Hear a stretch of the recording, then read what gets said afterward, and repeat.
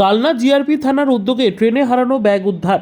পূর্ব বর্ধমানের ভাতার ব্লকের আরোরা গ্রামের বাসিন্দা শিবাশিস মুখার্জি কর্মসূত্রে সপরিবারে কোন্নগরে থাকেন।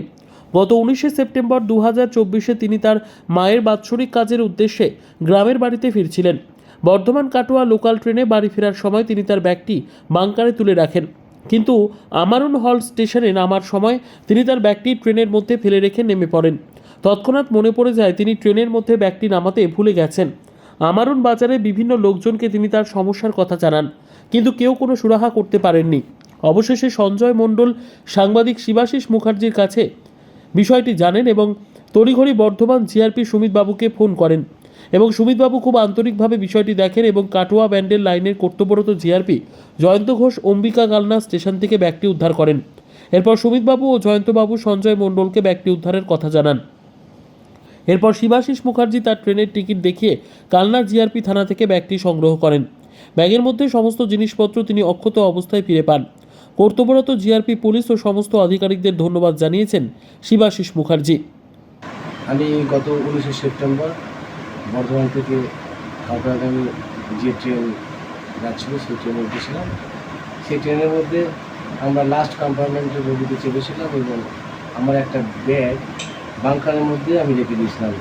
যে সেই ব্যাগ, এই ব্যাগটা আমি রেখেছিলাম বাংকারের মধ্যে, কিন্তু আমার মনের অবস্থা ঠিক ছিল না, যার জন্য আমি ব্যাগটা মিস করি এবং ট্রেনে ব্যাগটা ফেলে আমি আমার গন্তব্যস্থল আমন স্টেশন নিয়ে যাই। পরে যখন মনে পড়ে তখন প্রায় ট্রেনটা কাটোয়ায় পৌঁছানোর মুখে এবং আমন স্টেশনে আসার পর আমি সকলকে বলি এবং সকলের তৎপরতায় ভীষণভাবে আমাকে সাহায্য করে। তারপরে সঞ্জয় মণ্ডল রিপোর্টার উনি আমার কাছে আসে এবং বলে যে কী হয়েছে। তা আমি ওকে বর্ণনা খুলে বলি যে আমার ব্যাগ একটা মিস হয়ে গেছে, গাড়িটা কাটোয়া হয়ে কালনা হয়ে ব্যান্ডেল হয়ে হাওড়া যাবে।